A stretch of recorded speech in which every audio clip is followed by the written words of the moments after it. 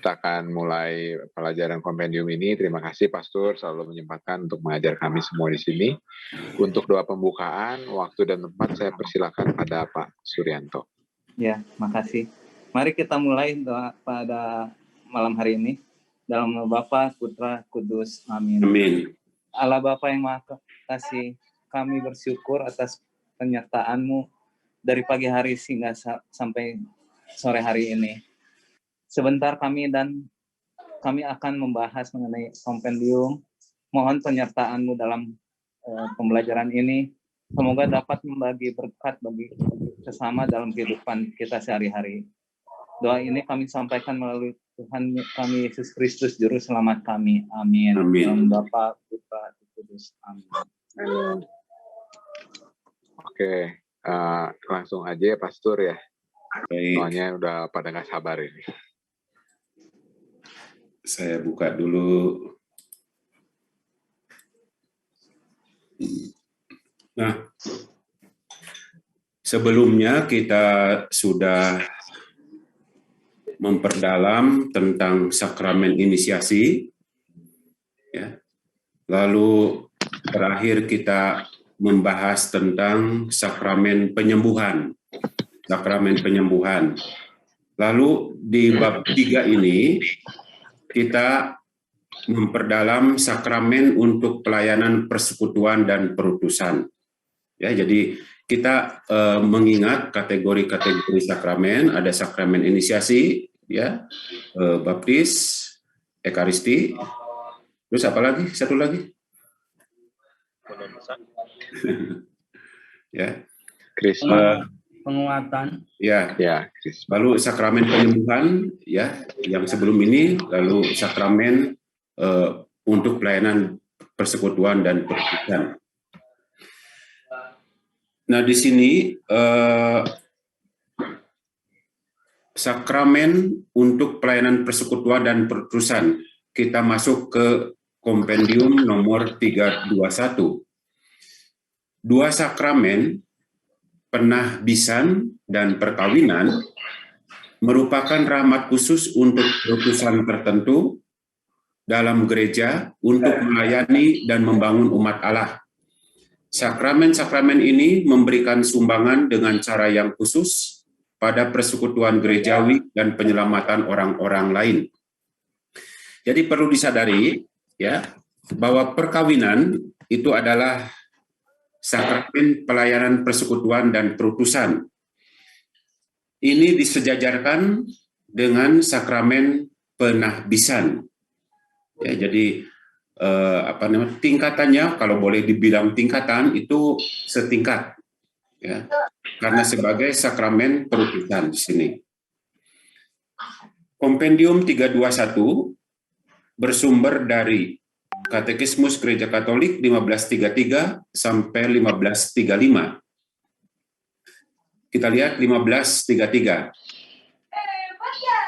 Pembaptisan, penguatan, dan ekaristi adalah sakramen inisiasi Kristen. Mereka meletakkan dasar untuk panggilan bersama semua murid Kristus, yakni panggilan kepada kekudusan dan tugas untuk membawakan kabar gembira kepada dunia. Mereka memberi rahmat yang dibutuhkan supaya hidup sesuai dengan Roh Kudus dalam hidup ini, dalam peziarahan menuju tanah air abadi. Ya, jadi di sini disinggung sakramen inisiasi, bahwa di sini dengan sendirinya merupakan panggilan, ya, panggilan untuk mewartakan kabar gembira kepada dunia. 1533 ini mereferensi ke 12:12.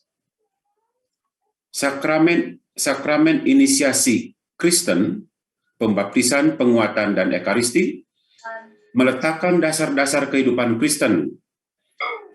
Dianugerahi oleh rahmat Kristus, manusia diberi bagian dalam kodrat ilahi. Dalam hal ini terdapat keserupaan tertentu dengan jadinya, bertumbuhnya, dan dikuatkannya kehidupan kodrat itu. Dilahirkan kembali dalam pembaptisan umat beriman diteguhkan oleh sakramen penguatan dan dikuatkan oleh roti kehidupan abadi dalam Ekaristi. Jadi oleh sakramen-sakramen inisiasi, mereka dibawa masuk semakin jauh ke dalam kehidupan Allah dan semakin mendekati cinta yang sempurna.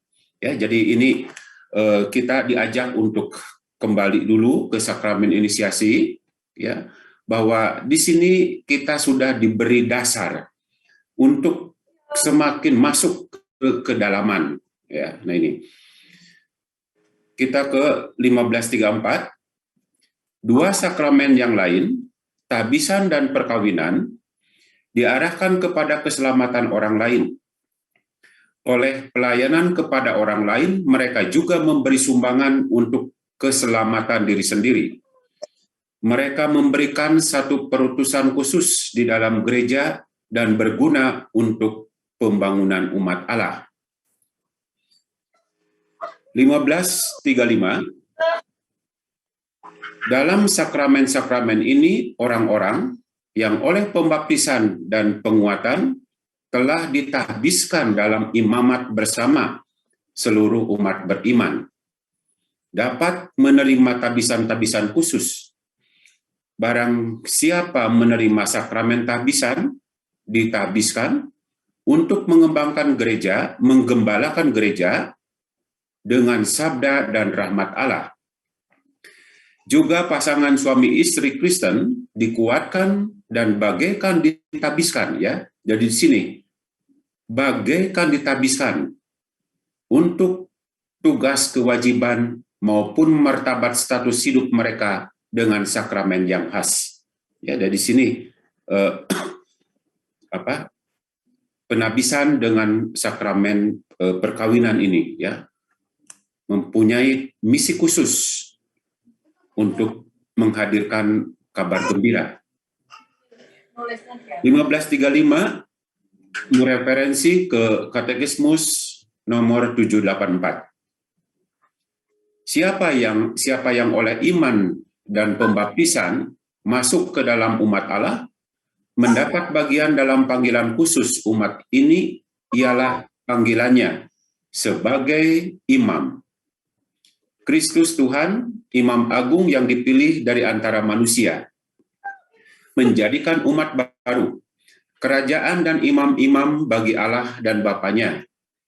Sebab mereka yang dibaptis karena kelahiran kembali dan pengurapan Roh Kudus disucikan menjadi kediaman rohani dan imamat suci. Jadi kompendium 15 nomor 321 ini hanya untuk mengantar lebih pada pembahasan khusus, yaitu sakramen penabisan dan perkawinan.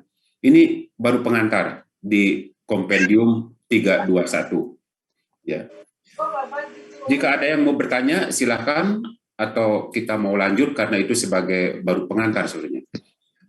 Ada yang mau ditanyakan, teman-teman? Kayaknya nggak ada, Pastor.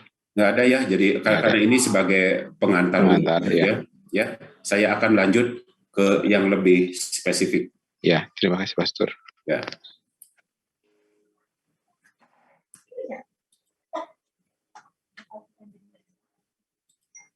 Tiga, dua.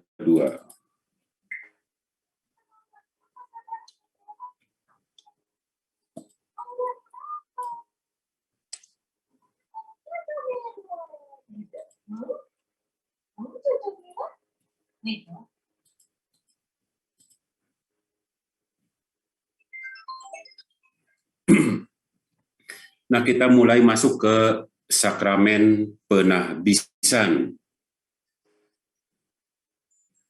322. Apa itu sakramen penahbisan? Sakramen yang melaluinya perutusan yang dipercayakan Kristus pada para rasulnya terus dilaksanakan dalam gereja sampai akhir zaman. Jadi berkat sakramen penahbisan ini, karya Kristus yang pada awal dilanjutkan oleh para rasul, sampai saat ini masih terus bisa berlangsung karena ada orang-orang yang mendapat peneguhan melalui sakramen penabisan. Maka disinilah gereja ya mengembangkan perutusan Kristus tidak akan pernah berkesudahan. Jadi di sini istilahnya sampai akhir zaman. Ya, jadi kita memahami kalau sudah tidak ada imam lagi, bagaimana perutusan Yesus, perutusan para rasul, siapa yang akan meneruskan? Ya. Maka di sini kita memandang bahwa sakramen ini harus terus diperhatikan. Ya.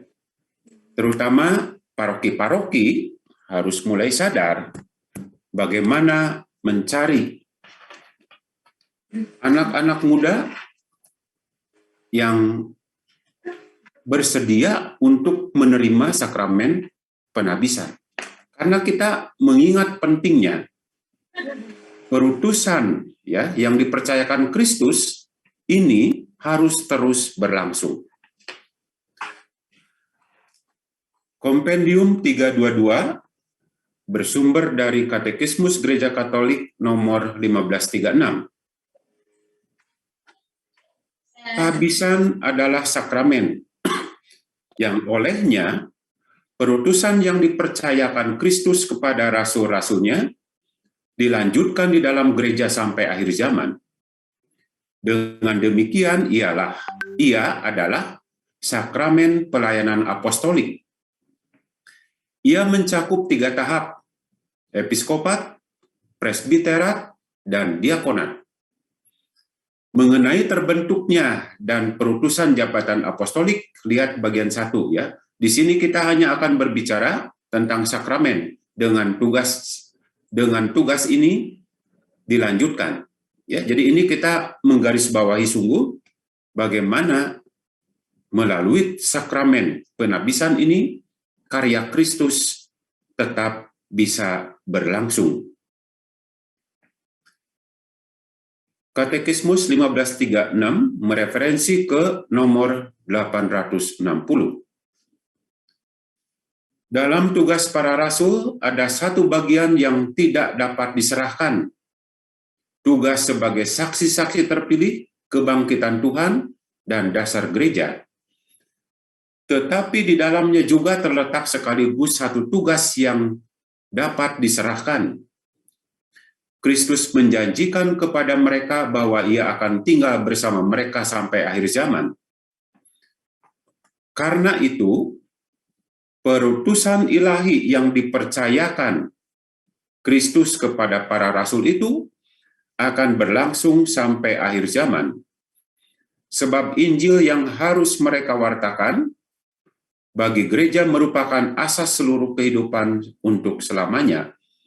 Maka dari itu, dalam himpunan yang tersusun secara hierarkis itu, para rasul telah berusaha mengangkat para pengganti mereka. Ya, jadi di sini semakin diperjelas bagaimana perutusan itu harus terus terjadi. Ya, rupanya itu 322 hanya itu. Silakan, mungkin ada yang mau bertanya. Iya, teman-teman ada yang mau ditanyakan nggak?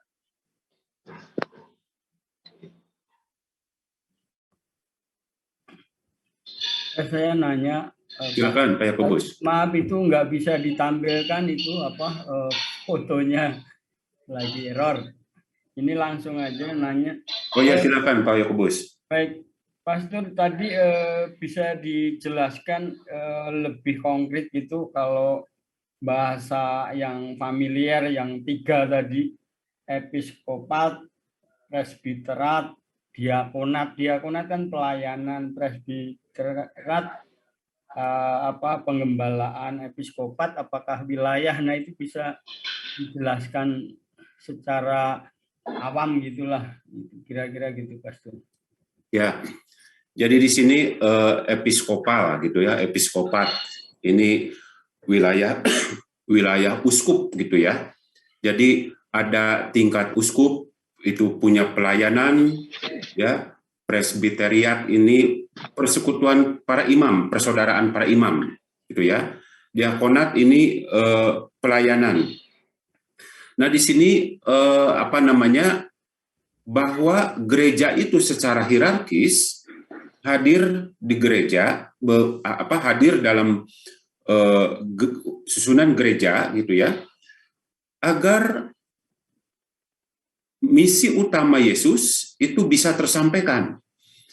Jadi di sini 3 tahapan ini, gitu ya, ini mencakup bahwa ajaran itu atau pelayanan itu bersumber dari satu yang sama sampai ke bawah. Ya. Nah, ini kan disebut terbentuknya jabatan apostolik, gitu ya. Jadi gitu. Memang kita tidak akan bicara ini di sini, tapi khusus bicara ini tentang penabisan.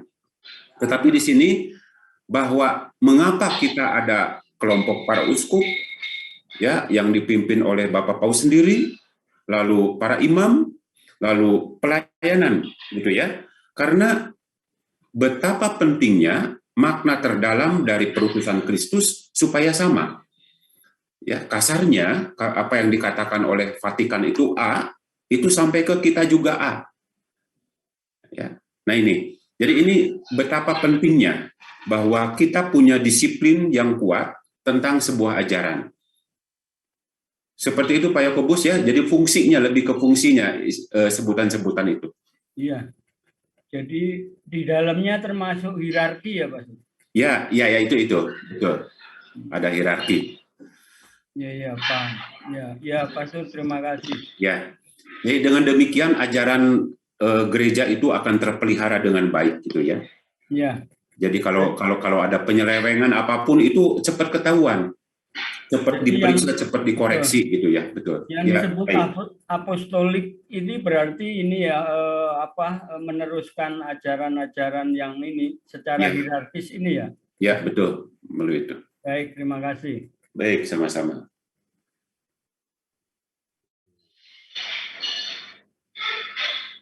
Nggak ada teman lain yang mau tanya lagi nggak? Kalau nggak ada, kita lanjut. Nggak ada, kita lanjut aja, Pastor. Cepat selesai ini.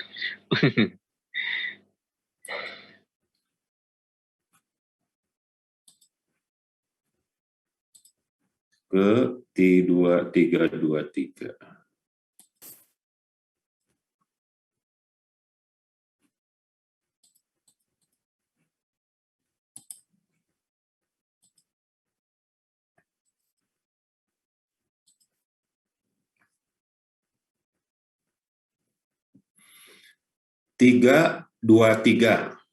Mengapa sakramen ini disebut dengan penahbisan? Nah, ini ya. Tahbisan atau ordo, ya, ini jadi banyak istilah di sini. Menunjukkan tingkat gerejawi yang dimasuki oleh seseorang melalui upacara pengudusan khusus, ordinasi. Ya, ini hanya sekadar istilah-istilah, gitu ya. Melalui rahmat khusus Roh Kudus, sakramen ini membuat orang yang ditabiskan mampu melaksanakan kuasa suci atas nama dan wewenang Kristus untuk pelayanan umat Allah. Jadi di sini memiliki kekuatan, ya, sekaligus di dalamnya ada kewenangan. Kewenangan karena memang dikhususkan, dikuduskan, ya, ditabiskan. Dengan demikian, melalui bantuan Roh Kudus, orang-orang yang ditabiskan ini, ya, mampu melaksanakan kuasa suci. Nah, itu.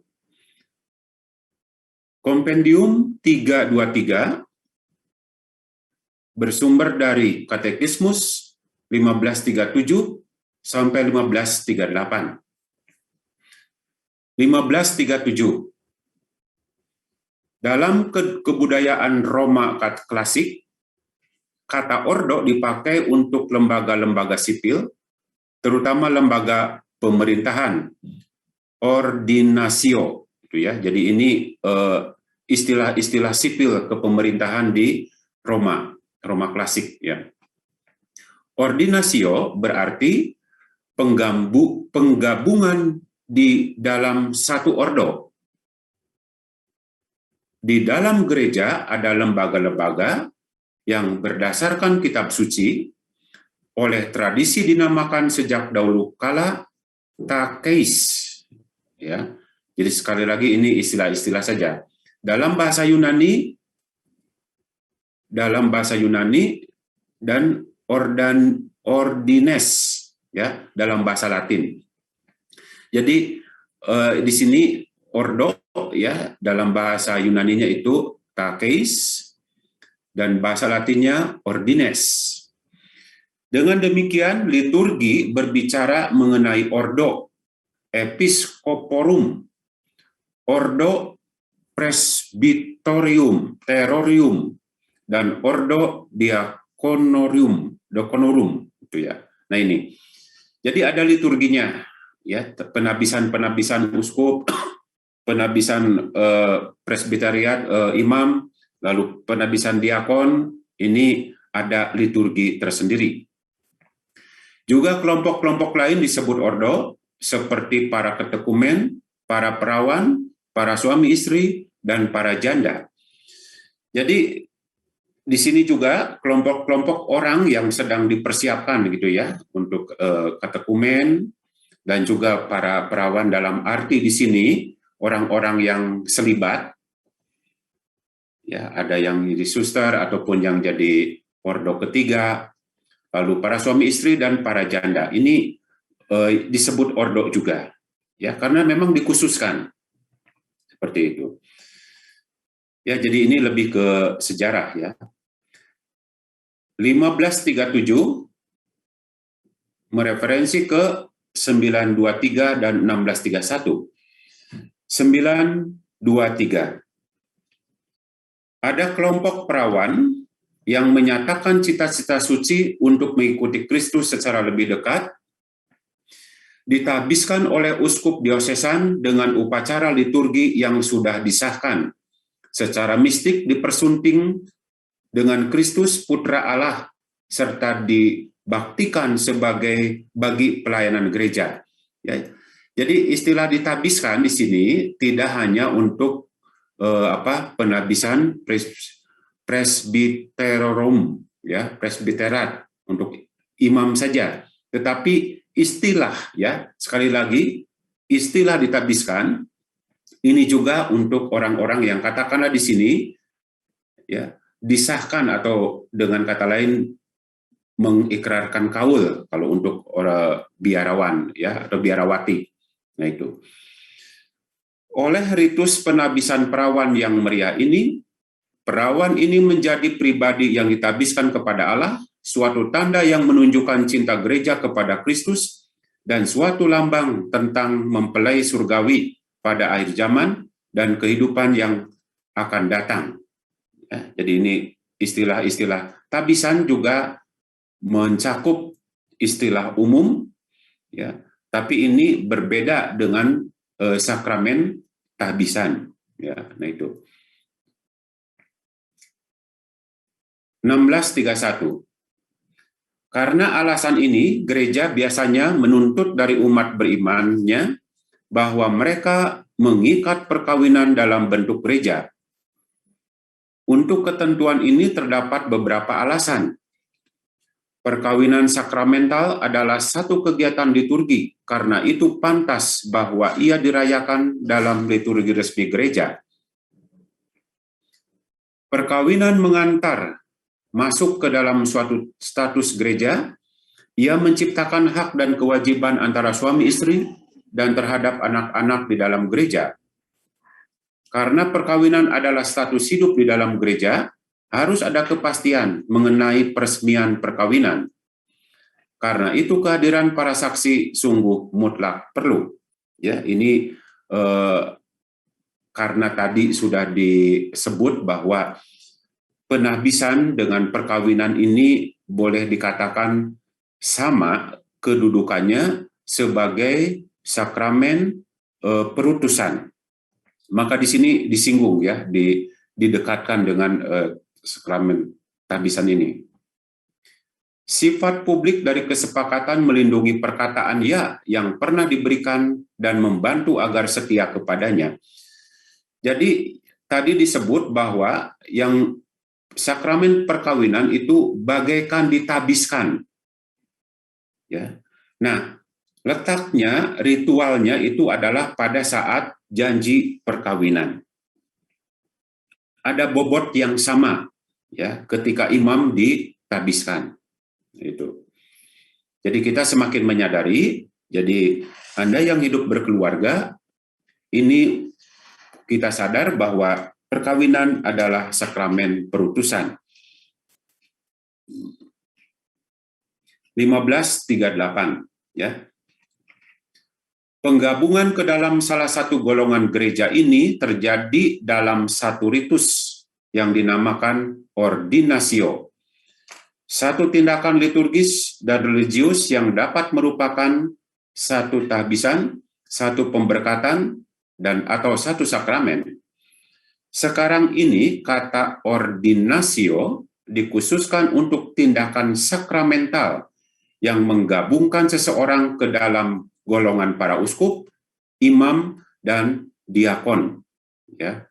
Nah, jadi kita melihat sejarahnya, istilah ordinatio atau tabisan tadi itu mencakup untuk bidang-bidang lain. Ya, tadi misalnya ikrar kaul pakai ordinatio atau ditabiskan tadi. Lalu tadi suami istri juga, ya. Tetapi dalam perkembangannya ini lebih spesifik lagi bahwa tabisan ini mencakup ya atau untuk menyebut sebuah sakramen. Saya ulangi lagi sini, sekarang ini kata ordinatio dikhususkan untuk tindakan sakramental yang menggabungkan seseorang ke dalam golongan para uskup, imam, dan diakon. Jadi perkembangannya adalah kata ordinatio atau tabisan tadi, ini lebih eksklusif untuk para uskup, imam, dan diakon. Ia melebihi satu pilihan biasa, satu penentuan, delegasi, atau pengangkatan oleh persekutuan, karena ia memberi anugerah Roh Kudus yang menyanggupkan untuk melaksanakan kuasa kudus, sakra potestas, yang hanya dapat diberikan oleh Kristus sendiri melalui gerejanya.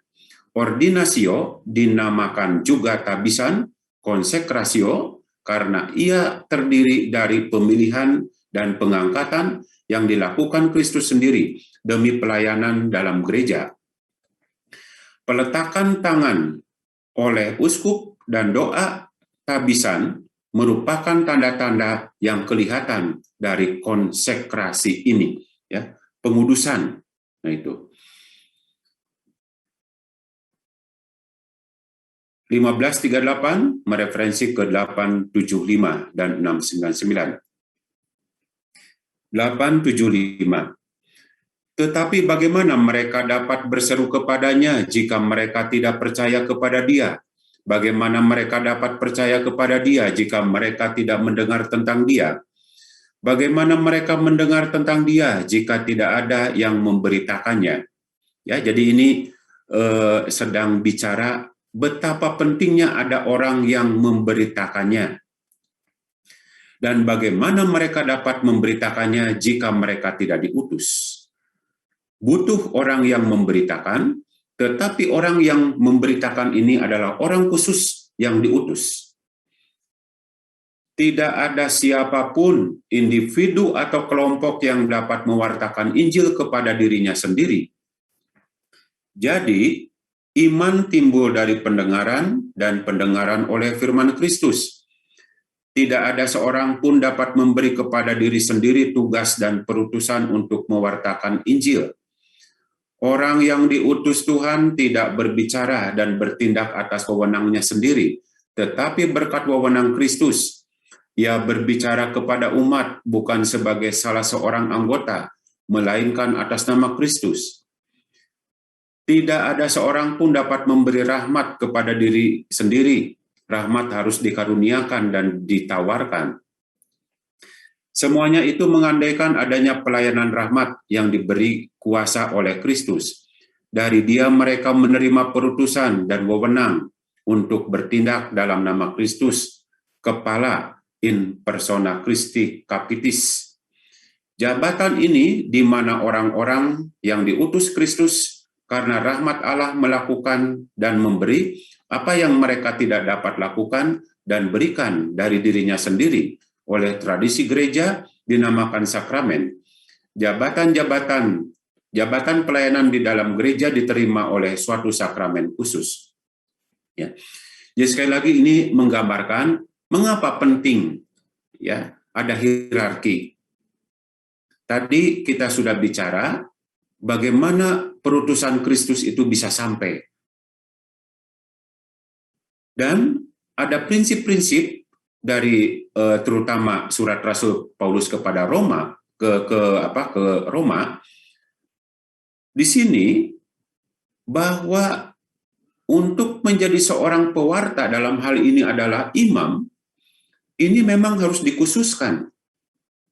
Tidak bisa mengaku-ngaku saya seorang imam lalu mewartakan tanpa melalui sebuah persekutuan atau tadi sebut hierarki, tanpa melalui proses ordinasio atau tabisan.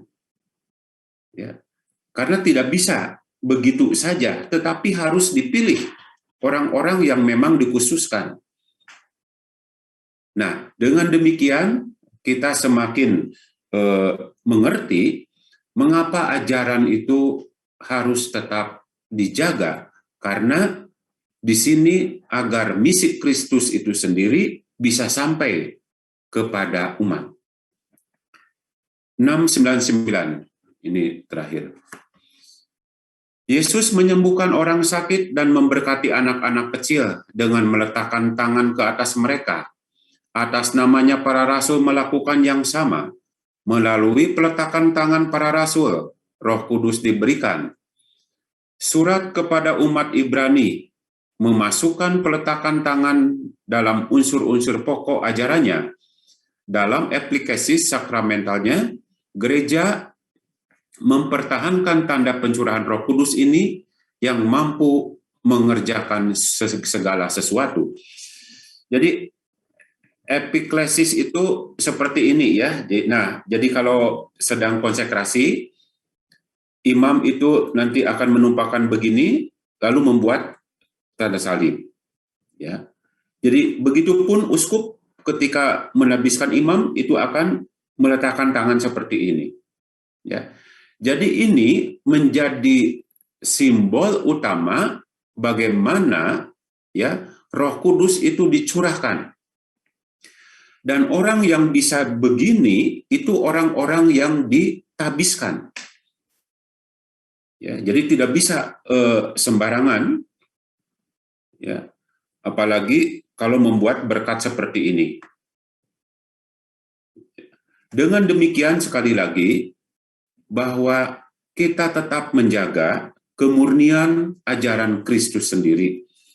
Segala hal dijaga agar tidak melenceng. Nah itu. Ya, demikian kita tadi membahas tentang mengapa sakramen ini disebut penabisan. Tadi kita sudah melihat perkembangannya, ya. Istilah tabisan itu tadinya dipakai secara umum.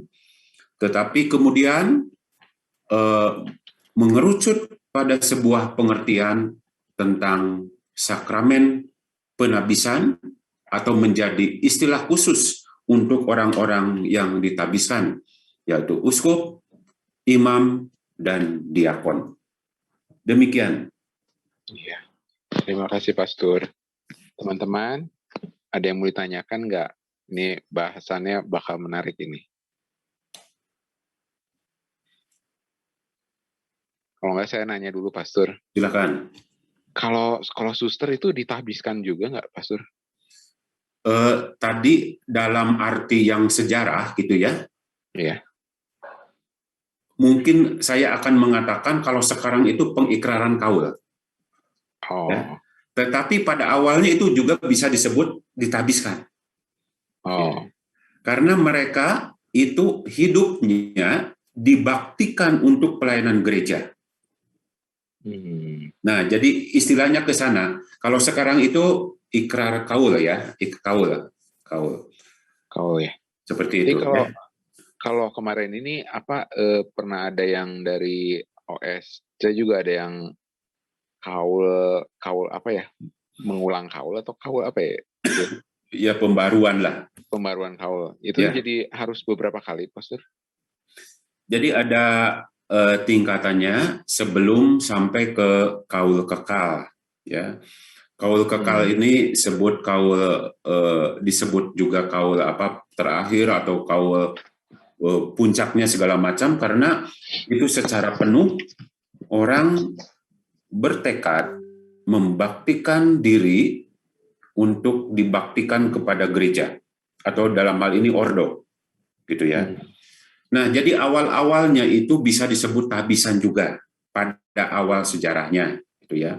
Nah, istilah pembaruan tadi, misalnya bahwa dari mulai profes pertama atau kaul pertama, modal saya, kaul pertama itu setelah 2 tahun di biara, itu baru semacam membuat janji atau kaul, ya. Nah, dari pertama mau kaul kekal, ini butuh waktu 5 tahun. Ya, butuh waktu 5 tahun. Maka dalam jangka 5 tahun ini perlu untuk diperbarui setiap 2 tahun. Ya, ini sebenarnya hanya untuk memberi momen refleksi sebenarnya. Tapi ini penting juga untuk mengingatkan kepada yang bersangkutan semakin siap, sehingga pada akhirnya kaul kekal itu sungguh-sungguh sudah melalui proses itu, ya. Jadi di sini yang disebut pembaruan atau apa itu sebenarnya adalah cara untuk merefleksikan tentang panggilan hidupnya, apakah akan sampai ke kaul kekal atau tidak, seperti itu. Itu prosesnya begitu. Oh ya, Pastor. Terima kasih, Pastor. Ya, baik. Teman-teman Ya, yang lain Pastor, ada yang... Ya, saya nanya, ini Pak Thomas, saya 2 pertanyaan. Yang disebut tadi in persona Christi capitis tadi, apakah itu hanya imam ketika di altar atau di luar altar pun disebut in persona Christi, Pastor? Ya, di sini terutama saat konsekrasi gitu ya, saat konsekrasi, bahwa di situ bukan lagi imam yang dilihat, ya, tetapi saat itu imam hadir sebagai Kristus sendiri, ya. Dan ini lebih spesifik pada saat perayaan Ekaristi. Tetapi dalam aplikasi hidup sehari-hari, imam juga harus tetap menunjukkan bahwa dirinya in persona Christi, gambaran Kristus sendiri. Ya. Bagaimana dengan cara hidup yang penuh kasih, segala macam itu ya, itu dalam aplikasi hidup sehari-hari sebenarnya. Tetapi secara spesifik di dalam Ekaristi, terutama saat konsekrasi, nah disitulah in persona Christi-nya sangat menonjol. Maka ada in persona Christi, maka ada dokumen lain yang disebut dengan ex opere operato. Ya, mungkin saya agak lupa istilahnya. Apapun atau seperti apapun imam saat itu, saat memberkati, saat konsekrasi, itu adalah sah. Jadi saat itu, misalnya nih, wah ketahuan imamnya itu begini, ya, misalnya malamnya pernah membunuh misalnya gitu ya. Ini contoh ekstrimnya aja ya. Lalu paginya mempersembahkan misa. Dengan istilah itu ex operato gitu ya, di situ tetap yang menjadi utama adalah rahmat tabisanya yang membuat, yang bisa menjadikan ya bahwa roti dan anggur ini menjadi tubuh dan darah Kristus. Jadi lepas pada pribadi si pastor itu sendiri. Ya. Tetapi sekali lagi bahwa imam itu terutama saat Ekaristi, in persona Christi, tetapi dalam aplikasi hidup sehari-hari juga harus mempertahankan itu dengan cara hidup yang penuh dengan cinta, penuh dengan kasih dan perhatian, seperti itu. Begitu, Pak Yakobus. Ya, makasih, Pastor. Ya. Ya. Rasanya semua terjawab terus ya selama ini ya. Iya, mantap, Pastor. Iya, gimana ini saya? Saya puas, Pastor, dijawab. Oh, puas, waduh. Enak jadinya. Harusnya debat sampai berantem gitu, biar rame gitu. Aman, Pastor. Iya, terima kasih, Pastor. Ya. Satu lagi, Pastor. Ini ya, silakan. Saya kurang paham selama ini kalau Pastor Projo itu kan namanya Projo, pasti wilayahnya terbatas. Sedangkan Ordo yang kayak OST dan lain sebagainya itu kan ruang lingkupnya di luar itu bisa apa ya, layanannya bisa lintas negara bahkan begitu. Nah, Projo itu apakah hanya ruang lingkupnya benar-benar sesempit itu, Pastor? Begini, kita mencoba untuk lihat sejarahnya gitu ya. Yang pertama memang yang ada adalah imam biarawan, imam misionaris. Nah, awalnya bahwa imam misionaris itu cenderung dinamis. Dinamis itu artinya setelah membuka suatu wilayah, itu mesti memikirkan membuka wilayah lain. Kalau kita pikir secara sederhana juga, pasti butuh banyak tenaga imam, ya, karena harus misalnya membuka di sana, membuka di sini segala macam, butuh untuk memperkuat wilayah yang sudah ada.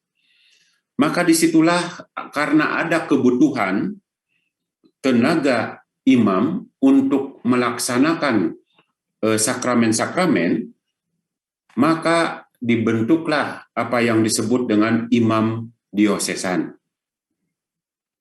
Ya, jadi spiritnya di sana, mengapa tadi disebut memang Projo? Karena untuk menguatkan atau memberi ketahanan pada suatu wilayah agar pelayanan sabda, pelayanan sakramen ini bisa terus dilanjutkan. Sementara imam misionaris atau imam tarekat atau imam ordo itu mesti untuk mencari lokasi yang belum terjamah oleh pewartaan. Maka memang arti misi, ya, mission ini memang berubah untuk sekarang. Pada zaman dulu itu memang yang disebut misi itu harus pergi kemana-kemana gitu ya. Walaupun sekarang pengertian misi itu sudah berubah. Misalnya saya beri contoh supaya ini untuk wawasan juga. Misi yang sekarang ini beda dengan misi seperti dulu, harus pergi ke tempat, ke daerah misi. Tetapi misi, salah satu misi yang harus kita sadari bersama, itu adalah misi kehadiran di dalam dunia pluralisme. Ya. Dalam dunia kemajemukan, kita harus tetap eksis sebagai seorang Kristen di tengah kemajemukan pluralisme. Ya, itu sebagai misi kita. Bagaimana kita tetap eksis sebagai seorang Kristen, punya ciri tersendiri. Nah, begitu Pak Yakobus. Jadi sejarahnya memang demikian. Makanya disebut Imam Projo karena untuk memperkuat wilayah yang sudah ada, yang sudah terbentuk, yang telah dibuka oleh para misionaris, ini agar tetap berkelanjutan. maka diperlukan imam projo, imam diosesan, ya, yang mana ini langsung di bawah Bapak Uskup,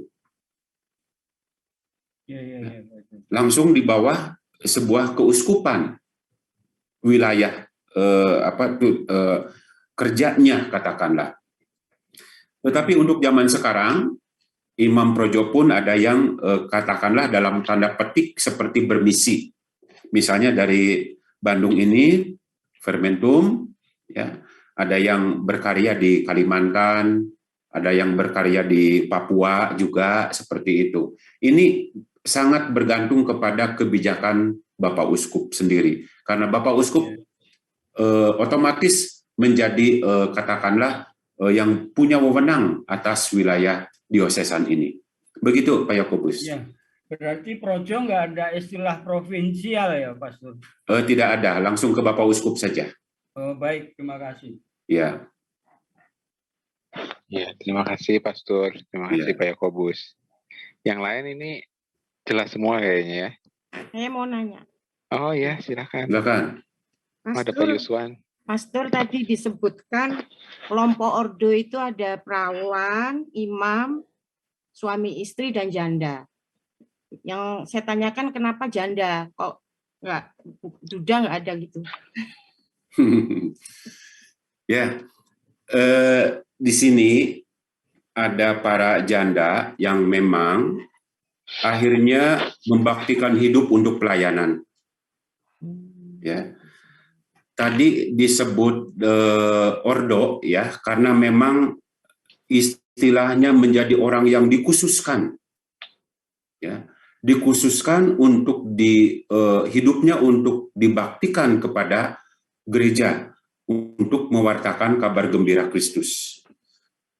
Nah itu, jadi ada kelompok memang yang untuk gereja memberi wadah, gitu ya, memberi wadah, terutama kepada para janda untuk bergabung, ya, dan di situ membuat tekad bersama untuk melayani Kristus melalui gereja.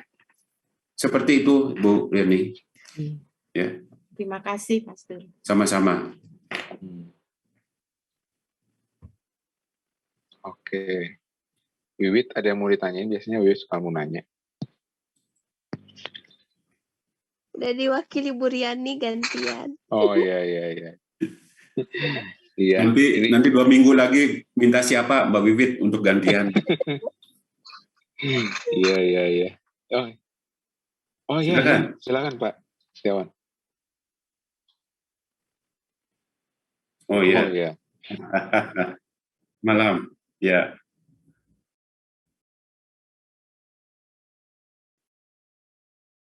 Ya.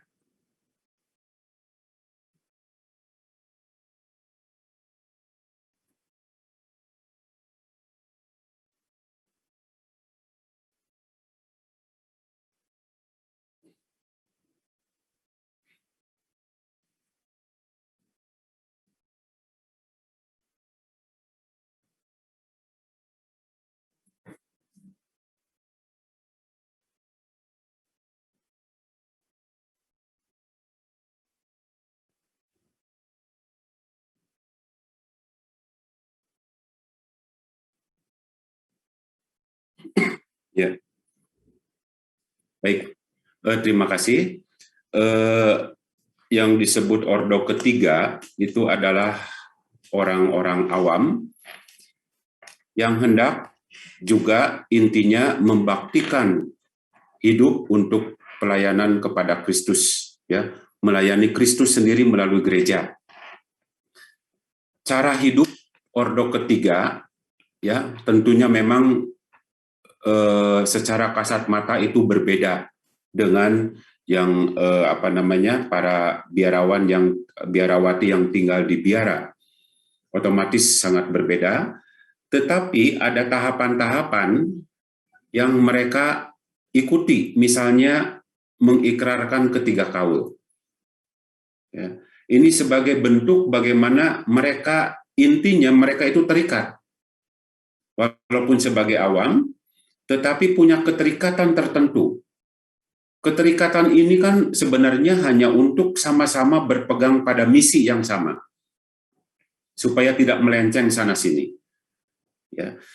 Nah, ordo ketiga misalnya yang punya itu Fransiskan gitu ya. Nah, itu mereka punya. Kami belum, OSC tidak punya. Ya. Nah, jadi paling tidak mereka turut aktif dalam ibadat harian misalnya. Ya, mereka menjalankan itu. Nah ini, ya jadi ada banyak bentuk bagaimana kita mau membaktikan diri kepada Kristus melalui pelayanan. Ada berbagai macam bentuk yang bisa, di mana kita bisa mengikatkan diri. Ya. Supaya ada bentuk, supaya ada ini juga apa namanya, kesejalanan membawa misi Kristus seperti itu. Ya. Nah, lalu soal imamat itu melekat. Rahmat tabisan itu melekat. Tidak bisa dicabut. Jadi tidak bisa dihilangkan. Yang bisa disuspend atau dicabut sementara ataupun permanen itu adalah fungsinya, fungsi imamatnya. Ya, maka ada istilah suspensi oleh Bapak Uskup misalnya. Nah, si imam tersebut yang sudah ditabiskan tersebut tidak bisa menjalankan fungsinya karena fungsinya itu dicabut. Tetapi rahmat tabisan itu sendiri tidak pernah bisa hilang. Karena itu sekali lagi itu sudah melekat. Begitu. Begitu Pak Iwan? Ya, sama-sama. Oke. Pak Iwan? Iya, ini tadi saya lihat Pak Hermanu keluar. Kalau Pak Iwan nanti yang pimpin doa penutup boleh.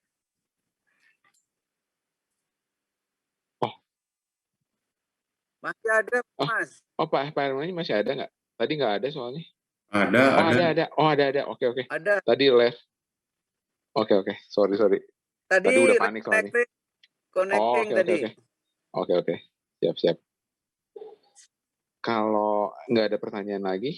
Saya mau tanya satu, Thomas. Ya. Siap Pak Alex. Ya. Pastor? Ya, silakan Pak. Di lingkungan saya itu ada umat yang dia sebut namanya sekuler. Itu artinya apa, Pastor? Dia katanya seperti suster, tapi dia di rumah, tidak di biara gitu. Ya, mungkin yang ide anggota ordo ketiga mungkin apa ya? Mungkin ya. Ya. Ya. Jadi itu disebutnya kaum sekuler. Jadi kan ada yang tinggal di biara, Ya. ada juga yang tinggal di luar. Jadi mereka punya karya, bekerja biasa segala macam, tetapi mereka mengemban misi yang sama. Dan mereka mengikatkan diri kepada sebuah tarekat, dan tanda dari keterikatan itu misalnya mereka mengucapkan kaul, seperti itu Pak. Tapi boleh nikah nggak itu, Pastor? Ya, ordo ketiga itu ada yang suami istri juga, gitu ya. Jadi terserah saja, yang namanya awam. Oh iya. Ya, saya waktu di Papua itu ada suami istri yang menjadi anggota ordo ketiga, ya, ordo sekuler seperti itu. Iya. Ya, jadi Ya, Pak Alex dan Bu Evi boleh daftar jadi sekulirnya OSC. Siapa tahu merintis Pak. Ini dulu Pak Hermanus sama Ibu Dira Sugandi dulu.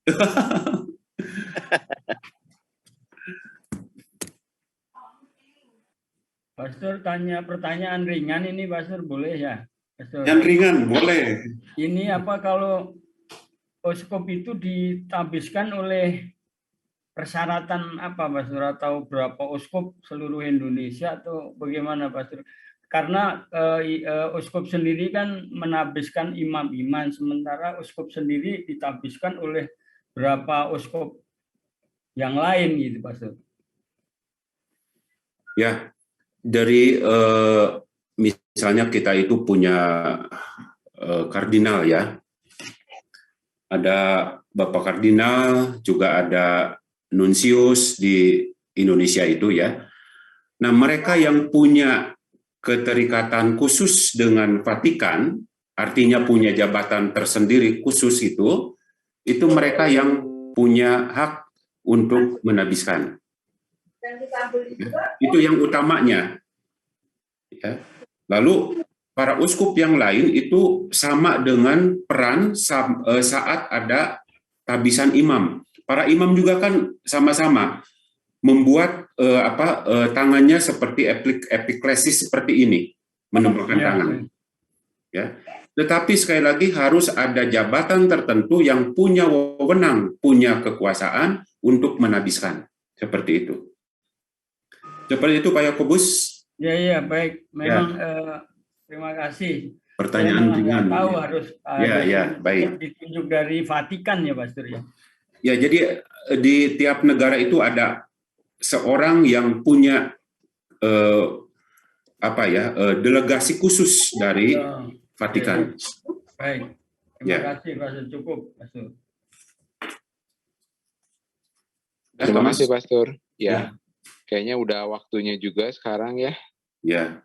Terima kasih dan mengingatkan lagi untuk Pak Hermanu doa penutup sambil jangan lupa doakan juga mohon untuk ayah Pak Suryanto ya.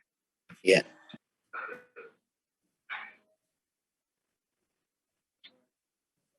Marilah kita bersatu dalam doa. Dalam nama Bapa dan Putra dan Roh Kudus. Amin. Amin. Allah yang Maha Pengasih dan Penyayang, kami bersyukur atas berkat-Mu. Pada malam hari ini kami bisa mengikuti pembelajaran mengenai kompendium Katolik. Tuhan, terima kasih atas berkat-Mu, terlebih pada saat ini kami bisa mengasah kembali iman kami melalui pembelajaran ini. Berkatilah kami semua Tuhan, rahmati kami semua, agar kami semua bisa menjadi kepanjangan tangan-Mu untuk mewartakan Injil-Mu melalui tutur kata, perbuatan, dan tingkah laku kami. Berkati kami, agar kami bisa mencerminkan kami adalah putra-putra-Mu. Tuhan, saat ini orang tua dari Bapak Suryanto sedang dirawat di rumah sakit. Berkatilah beliau Tuhan, berilah kesehatan yang baik nantinya, berilah kesembuhan.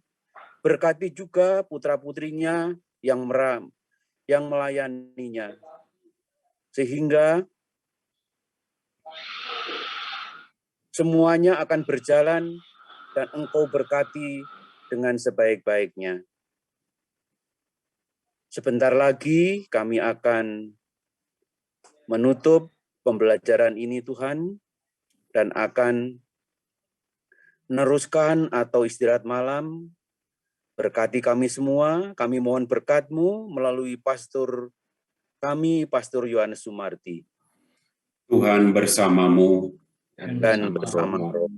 Semoga kita semua dan secara khusus ayah dari Pak Suryanto yang sedang sakit senantiasa dikuatkan, dijaga dan dilindungi oleh berkat Allah yang Maha Kuasa, Bapa dan Putra dan Roh Kudus. Amin. Amin. Amin.